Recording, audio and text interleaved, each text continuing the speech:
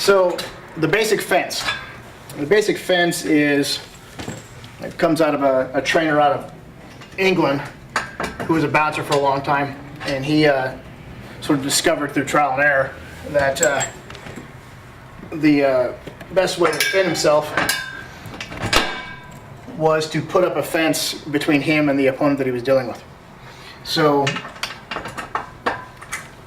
let's say that's about chin height for me, so it's a good practice point.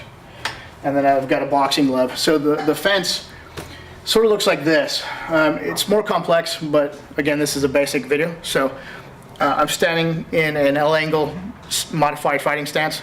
Could be a modified boxing stance or a modified Thai boxing stance, or just a position of interview if you do defensive tactics with your strong side back, right? So my hands come up in a sort of pleading motion. So I don't want any trouble, please don't hurt me. And you use this sort of to keep people back. I'm still bladed enough to where I can cover very easily. I can pull my hands back in into a much more compact position. But really this is about setting somebody up for failure. Okay, so as they're engaging you and you're like, whoa, I don't want any trouble, somebody watching from the outside in or videotaping these days with smartphones is going to see you in a much less tactical position, even though you are very tactically sound, in a much less aggressive position. But they'll be watching and the person here looks like they're not doing anything, and the other side looks like the aggressor, and so that's to your advantage, right? Because you don't want to be like immediately into a stance like this. Not to mention that psychologically, the person that you're fighting with or that could be fighting with is going to automatically assume that you want to fight the moment you start squaring off with them. And so, if you're in a pleading position, I don't want any trouble, you can then start to ask questions. So if I go into this position, this allows me a really nice right cross or right hook position that I can launch from without any real effort. So, whoa, I don't want any trouble. And then you can ask a question. So what we always recommend is that you pick a question that you're happy with. So let's say, didn't we go to high school together? Didn't we used to work together? Some kind of question that you can gauge your potential opponent with.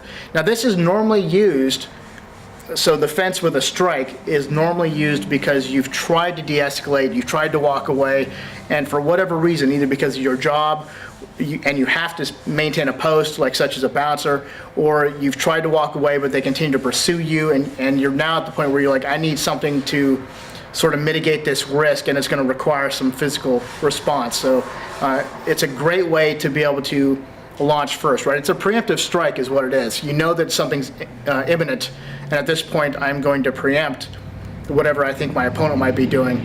So in the middle of that situation, I ask them a question, get into a question post posture, I engage their brain, and then I launch a hook or I launch a cross or whatever it is that you're happy with. I like the overhand right. It's sort of a slightly more out hook, and a cross between a hook and a cross, because it's not linear in nature, it's more circular in nature. And some people put those terms together. They'll call it an overhand right when it's a cross, a hook, or they'll call it a hook when it's an overhand right. It's here nor there. You get to decide on your mechanics. This is up to you. Remember that everything we teach you, you absorb it, use what works, dismiss what doesn't, and the terminology is really not as nearly important as the mechanics. So just using a glove, in this case I'm using the equivalent of a Focus Master, and so the Focus Master allows me good positioning. You can do it with a bag, you can do it with a heavy bag or a speed bag. In this case, it's got a leaf spring, so it's really nice. It's a pretty solid thing to hit, and I can put a lot of power into it. But you just start out practicing it from this perspective. Hey, I don't want any trouble. Here, I'm still in a position where I've got good distribution on my weight, and I'm able to throw those obliques in it for the punch.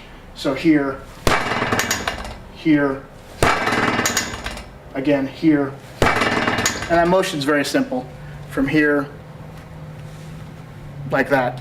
I prefer thumb up because it allows me to get a better hit than if I try to turn it over. From the right, not so good. From the left, no problem, but for me, it's sort of in a shovel hook position, quite frankly, because everybody's taller than me. So again, think about the possibilities that you have of it. Really, it's about the basic mechanics. I don't want any trouble. Question posture while you're engaging their brain. In the middle of that engagement, you strike them with your favorite strike. Cross, hook, overhand right, whatever it is for you, but you got to practice it over and over and over again. that's the basics of the fence and what it's used for. There are more videos on the fence. You'll want to watch those and become more familiar with the other options you have available to you. But that's the basic when we start, the fence with a strike.